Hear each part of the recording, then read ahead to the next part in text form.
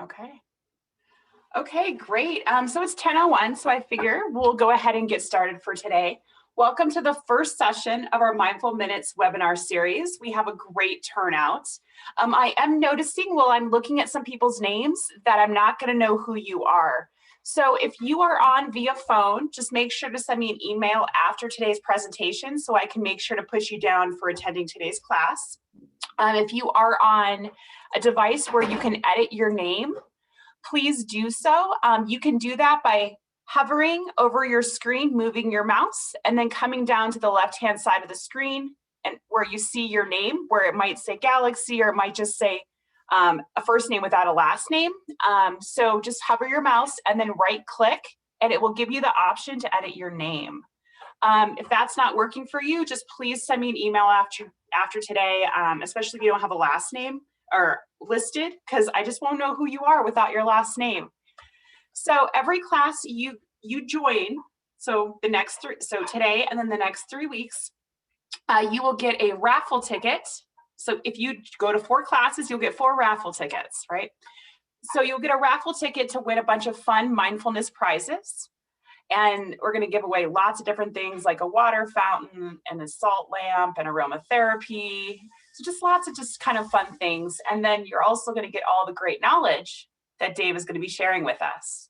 So with that said, I am going to turn it over to today's speaker. Make sure to edit your names or send me an email so I know you are here.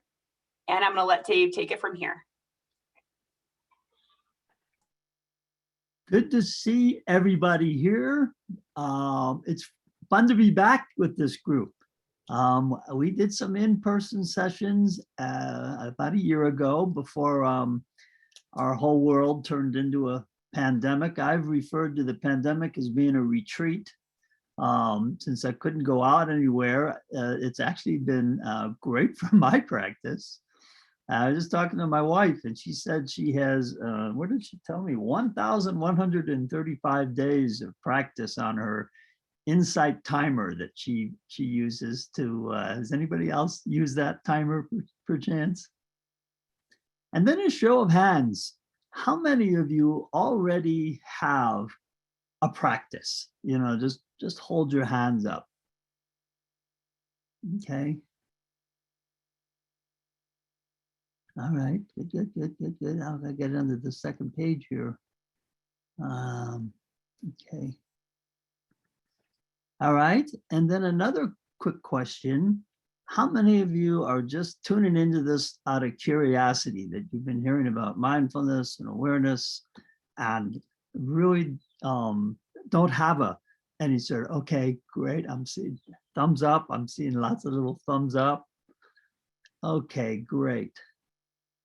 And I didn't know that, you know, through meditation practice, you could get a raffle ticket, you know. I mean, I didn't know you could raffle off and enlightenment. This is really impressive, you guys. I'm enjoying this. Well, I hope that over the next 4 weeks to maybe dispel some of the notions of what meditation is. You know, I've been practicing 35 years, and when I used to say the word meditation, it you know, they just thought I was some new age freak and, you know, we didn't have it. But now it's just a part of our everyday lives of becoming aware of what our mind is up to and how. And I've been meditating my entire life. I just didn't know it. I didn't have a formal practice. I was flashing back when I was setting this class up, flashing back to my grandmother. And when I got angry about this, that, or the other thing, she would stop me and say, Dave, count to 10.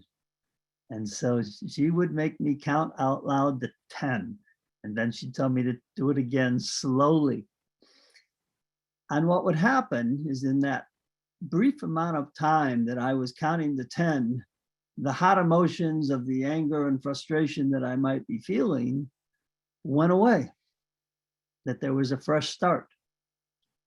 And that was simply a matter of me taking my mind and placing it on something else other than the object of my anger. You know, and then of course, grown, I've always worked with tools my entire life. And then when things weren't going well with my tools, I'd get so frustrated sometimes, and I'd have a hammer in my hand and was about to throw it. And then I have a new mantra. It's like the mantra that I use is, I hate drywall repair. And that is usually enough just to have me put down the hammer before I have to fix something. That ability to know what the mind is up to. And I hope over the next 4 sessions that we can sort of change the way one approaches their own mind, with a sense of friendliness, with a sense of humor, with a sense of kindness, with a sense of acceptance of whatever is going on in our minds at any moment. We can work with that piece, and it can come back to the present moment. And we're going to be doing a number of practices. I'm going to approach it from very traditional 4 foundations of mindfulness, which is basically over the course of each session, we're going to be doing mindfulness of body, mindfulness of mind, mindfulness of feelings, and mindfulness of phenomena. And these are all aspects of working with what our mind is up to. And we'll start today, obviously, with the mindfulness of body, because even though we're on Zoom, it looks to me like everybody here has a body. I can see at least Zoom, we know that everybody has a body from here up. I was also laughing the other day that I found out that sales of tops have been very good, in the retail stores, but sales of pants have gone down drastically because, quite frankly, we're all on Zoom and it doesn't matter what you have, on. Let's see, what was I going to start with? Let's see. What was, how many of you have a dog? Just a show of hands. Okay, I'm gonna cause chaos here. Michelle, how does your dog greet you when you get home? Well, usually he greets me when I pick him up from daycare, and he is like jumping clear up above my head because he's so excited to see me. Okay. Well, it would be my hope that over the next 4 weeks, as we work with meditation, that you learn to work with your mind when you notice you're thinking about something and we come back to the present moment, that we greet ourselves the same way that Michelle's dog greets her every time. That you actually get to a point where you notice you're thinking, you come back and you go, it can actually be that friendly to your own experience of having a mind. I didn't understand this when I started. I think for 8 years, I really was hugely aggressive with this meditation practice. I heard that I was practicing, it's called Shamatha, which we're going to go over in a little bit. And Shamatha means peaceful abiding. And so I said, oh, well, give me a 6-pack of that. I could use some peaceful abiding. And then what happened over the course of the next 8 years is that I started to realize just how aggressive I was trying to get to peaceful abiding. I didn't quite realize that peaceful abiding means you can peacefully abide with everything that comes up. You can sit there and become so aware of what you're feeling, what your mind is up to. That instantaneous reaction to things can be something that is very workable. There's a part of me that I'll introduce in the first class. I refer to this part of me as Mr. Snarky. This is the part of me that when something is introduced to me that I don't understand, my mind immediately goes, oh, come on, that snarky quick quip. And what we were laughing about is that we don't want Mr. Snarky to have a speaking role. I love Mr. Snarky for popping in my mind and I can see the reactions I'm having, But at the same time, I can also come back and just notice what's up with that. And I'm going to get a little personal here in my own personal relationship, particularly with my wife. We don't use sarcasm. That's Mr. Snarky having a quick quip, and that's sort of the style or culturally accepted. But we never know how sarcastic remarks are going to land. I don't know where my wife is sometimes, and so if I say something like that, it can hurt, and vice versa. And so we just came to the agreement that we won't use sarcasm in our relationship. But that takes mindfulness. I have to be aware of what my mind is up to in order to sit there and work with that sort of thing. I normally we're going to be doing question and answers later on. And I've asked Jesse to sit there and sort of monitor the questions that are coming in. So as I'm talking and bringing things up and introducing, you might have questions, and throw them into the chat, and we'll try and have some time to work with that. And I understand that you guys are in this 5-minute-a-day challenge. Well, that couldn't be any more perfect for what we're going to be doing here today. We're going to actually have a practice session. I'll probably run it relatively briefly. So we'll probably start with that. I'm going to start a practice session for all of us here. I guess there's quite a few human beings here. 70 people, goodness sakes. I got the entire world of Adams County is on my computer screen right now. This is amazing. I wish we could be in person. That would be so much fun. But we're going to go right into practice. I have a friend of mine. She's 89 years old. And she's friends with, I don't know if any of you have heard the Pema Chodron, her books. I don't see any. Well, she and Pema came up and started the practice with a bunch of us. And I was just thrown into the deep end. So it's the practice. I'm not going to give you too many more instructions. I've been gabbing. But what we're going to do, this is mindfulness of body. And we're going to be sitting quietly. I'm actually going to ring a gong. And that gong is your signal to sit there and place your mind on the breath, on whatever is going on. Just come back and place your mind on the breath, the notion of the body breathing. You can actually place it on the feel of the air going in through your nostrils. You can place it on your chest rising like an ocean on a calm day. You can sit there and just place your mind on this. And then I promise you that your mind will take off about one thing or another. You might be, shaking your head about me or, going, what's going on here? But be kind, just notice your thinking and place it back on the body breathing. I'm going to actually do a little bit of facilitation. I'm going to be talking a little bit about this during the course of our practice. But we're going to actually just find out what our mind is up to. When you notice your thinking, I want you to greet yourself, coming back to the moment when your mind is on something else, and then you notice that, come back. We're interrupting ourselves ceaselessly. And we'll see what happens. We'll just find out what your experience is in the next 10 minutes or so. Sit quietly. It looks like we have a number of places where people are going to be situated, but sit there with a sort of an uplifted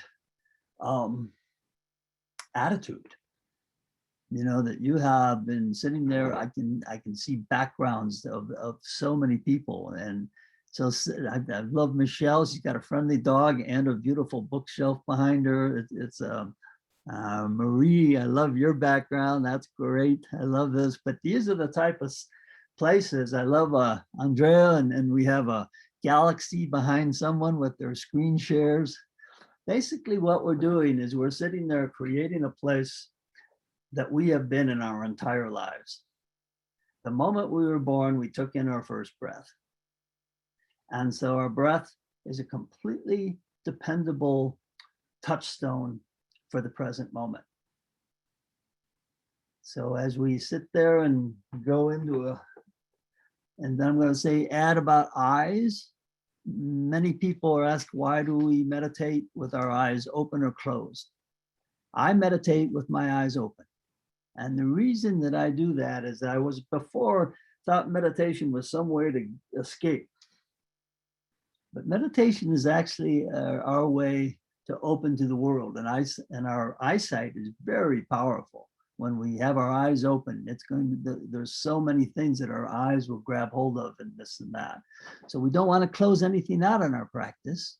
On the other hand, if you have a practice with your eyes closed, use it. There's no rules. I often start for many minutes with my eyes closed until I settle. I've got my mind coming back to my breath, and then I'll add my eyesight and visual and light in with this thing. So let's go for 10 minutes and we'll see what happens to our group at Adams County here.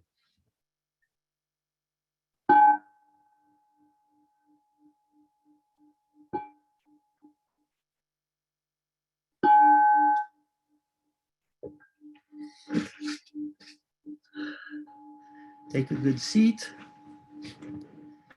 Take a deep breath. And on the exhale, just let whatever thoughts, tensions, whatever's going on, just let them go out with the out breath.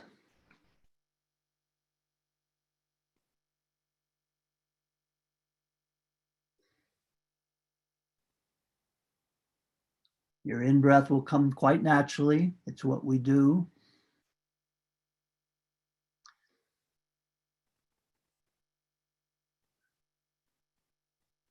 Add a flavor of relaxation and gentleness and kindness. It's almost like we're adding a flavor of, I don't know what you would say, just acceptance of whatever's going on. We do not reject or accept anything in our practice. We accept everything that's coming into our minds. And when we notice it, we just simply do the exhale. Let's do this over and over. And I'll ring you back in a few minutes. I'm going to actually not talk. I want everybody to sit there and have their experience of who and what they are in this session. You've got your entire group is meditating together simultaneously in this moment.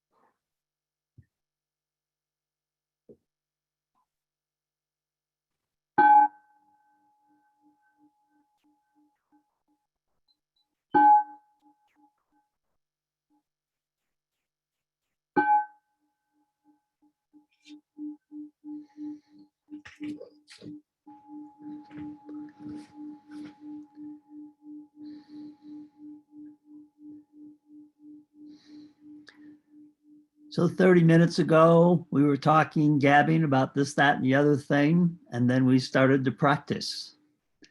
And I would love your feedback. What does it feel like right now? What has changed in the last 10 minutes from when we do? And I'm seeing lots of people. I'm seeing people with young children.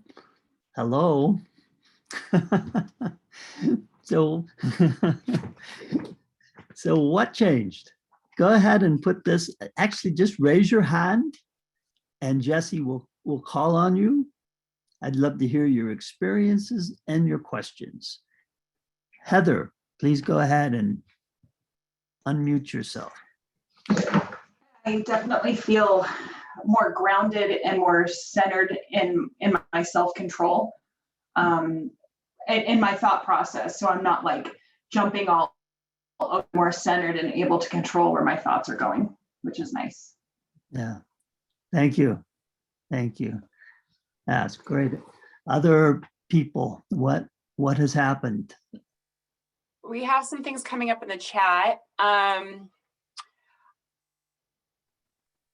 Okay, so we have some people. I struggle with that I struggle with that. I think it will just take more practice. It was hard at first. I feel more relaxed. The tension is less, more relaxed. It was really hard for me to sit there for about 3 minutes. More clarity. Great. So relaxed. And then I became more aware of the temperature in the room and the smells. And then my mind was constantly wandering.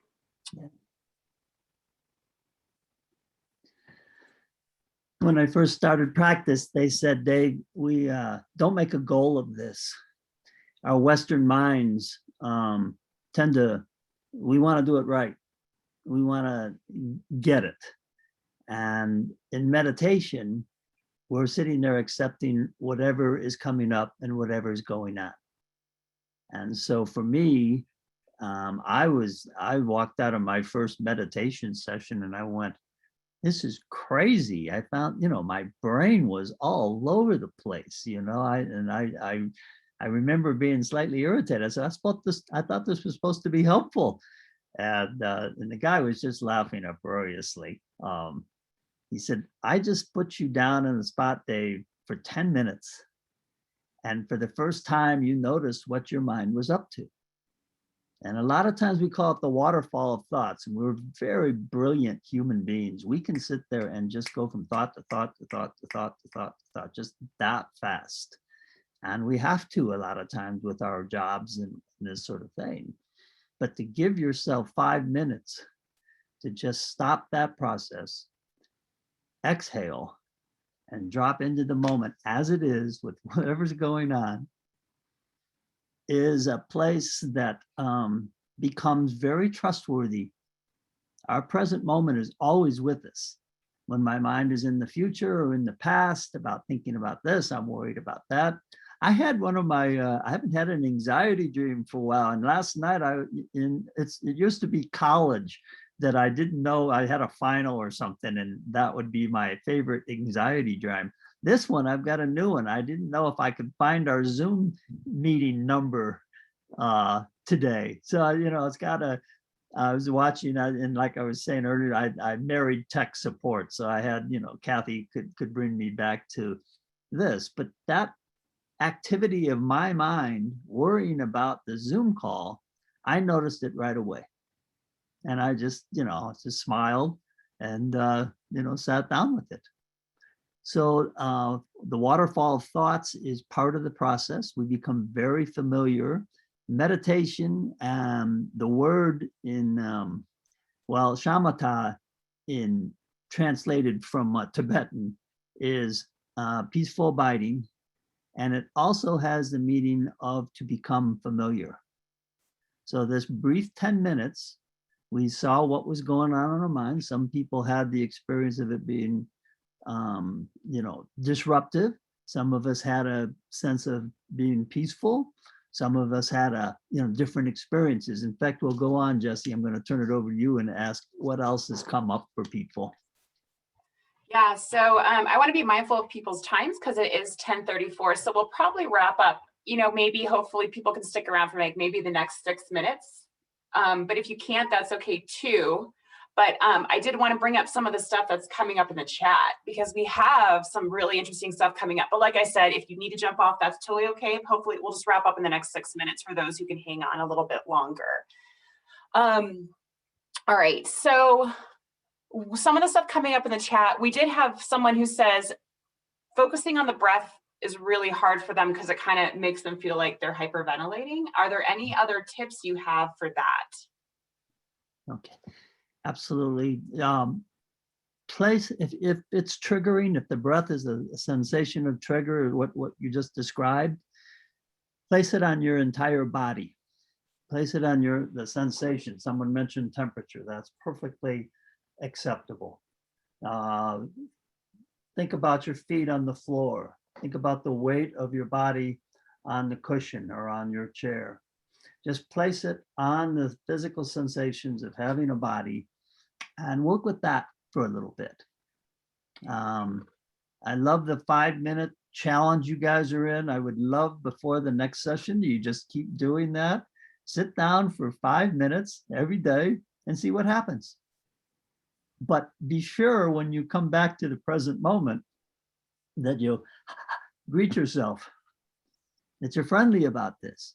Don't make it a project. If it turns it, I almost quit teaching meditation because I'd come back in 2 weeks and everybody was sitting in their cushions or chairs looking like iron pretzels. They were just like this, trying to meditate right. And that is exactly the opposite of what we're doing here. So I can hardly wait to get more feedback, and I'll go over some of the questions. I'll ask Jesse to send me these questions since we don't have enough time, and we'll sit there and address those in the front of the meeting next time. And next time we'll go right into practice. We won't have a lot of a chat. And Jesse, you had some things that you needed to say to people. I'm just kind of just making sure there's not like any last big things in the chat. Just some really good comments. Oh, well, maybe one last question before we sign off, because I did say, we'll end it, in 4 minutes, or we can end earlier, but I did see one other question in the chat. I've seen others use a bell. What is the purpose of that process? Okay. When you have the sound of a gong, it's your cue to come and place your mind on your practice. It's actually a great line of, and eventually if I ring the gong, I can just, go into practice right away. But it's very helpful to sit there and have a sound or a symbol or a motion that you go from everyday life to practice. And I can do this in my truck. I can do this anywhere where I will just simply have a snap and you place your mind. And then you go for 5 minutes, 3 minutes, whatever you can do, you guys. And then, if it can go longer, obviously it's great, but most of us are leading pretty busy lives. So that's what the purpose of the gong is. There's no speaking in long retreats. And so the gong is leading us into our meals, into our practice, into our going to sleep. And so there's no speech to interfere with placing your mind in a longer retreat. And that's why the gong is used quite often. What else popped up for people? God, I really do wish I was in person. I'm seeing smiles. I'm seeing, it's kind of fun. I see Amy has children bouncing around. I see dogs. It's Zoom is just an entirely new, brilliant world for introducing meditation. So this has been hugely appreciated. Jesse? I think that's pretty much the biggest questions I've seen come up. I've seen a lot of thank yous. Any last questions? If not, we'll probably start to wrap this up. Yeah, just lots of good comments in the chat.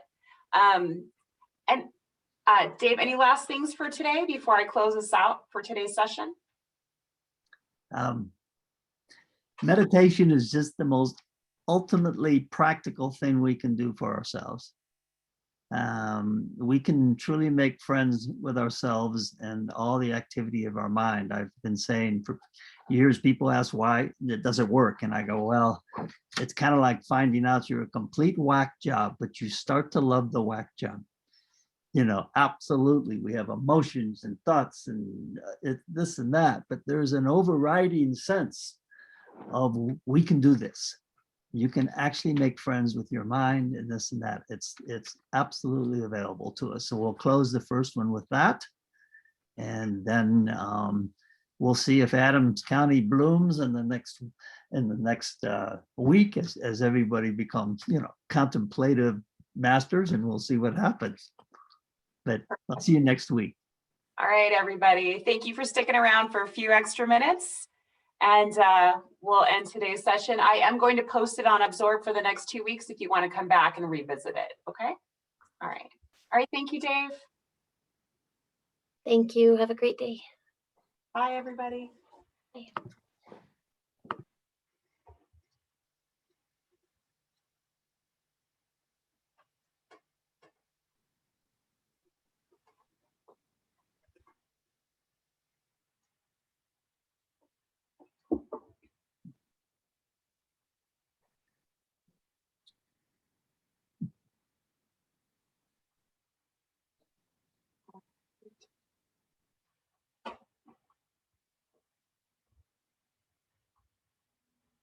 Still a few people sticking around.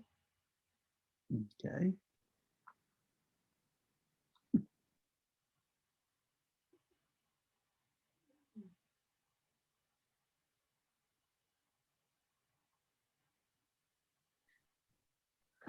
Yeah, I guess, Dave, before we sign off, I just want to debrief and see how that went. We still have Lucy in the room, but she, you know, she wants to stick around and hang out. That's okay. Wants to hear us debrief, that's perfectly fine. If she wants to jump in and have a comment, that'd be wonderful. Yeah. Yeah, the Zoom teaching is very different. Yeah. And I wanted to know if you thought the meditation was too long, too short, or what were your thoughts, Jesse? I think so. Someone who's a very beginner, it's just so hard for them to not have a tangible, like something tangible happening during that time. But technically, you don't want to have anything tangible happening during that time. Okay. So I don't know. I may go for a little more guided. Okay.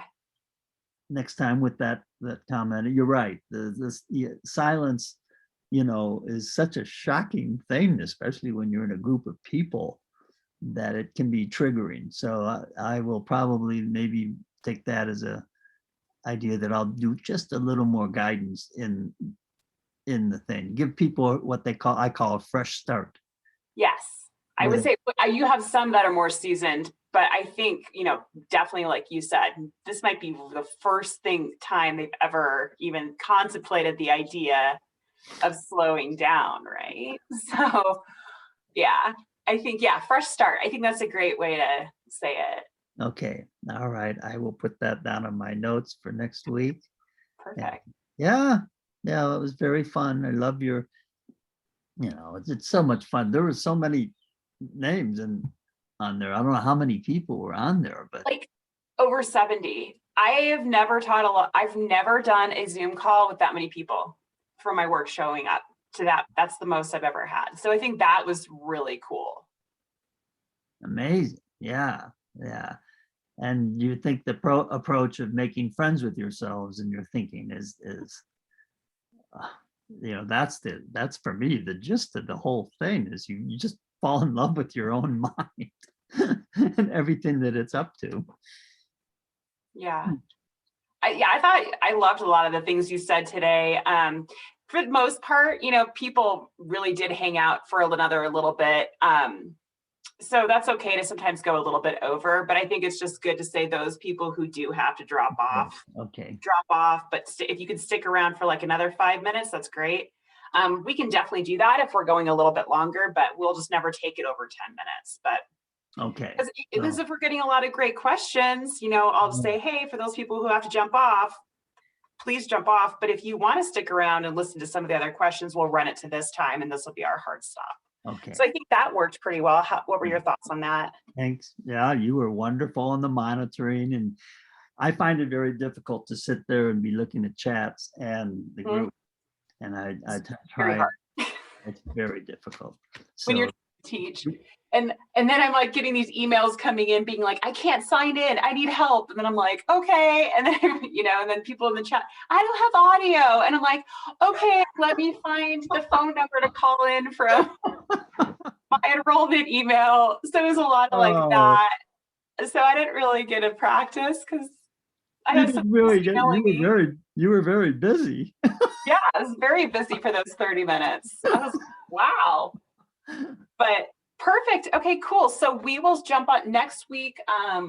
Let's just make sure we have the right day and time. So next week, the class is switching to 12 p.m. And the invite's on your calendar. So. Right.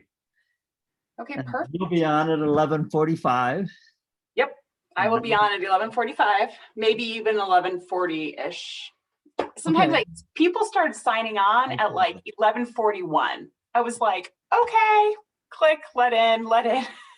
So yeah, well, we might be able to use that time for people, just we can be having a conversation with them. I'm not adverse to, when it's just a couple people, it's relatively easy. Yeah, if we jump it in, we just say, does anybody have any questions or comments? We can have a conversation until class starts, and then we'll kick it off at the time again. So perfect. I have a meeting tonight. I have another one, another Zoom with people, and there'll be 20 to 30 on that group, and they know me, and so they it gets ribald in a hurry, but we do the raise hands thing, and that's worked out pretty well. Yeah. Okay, Jesse. Okay, so next week, 12 p.m. Well, we'll be there before 12 p.m., but that sounds good. All right. All right. It was very fun. Yeah. Put out to your group that I just thoroughly enjoy doing Adams County. Yay, that's good. Okay, well, perfect. We'll see each other next week, okay? Okay. Bye-bye. All right, bye.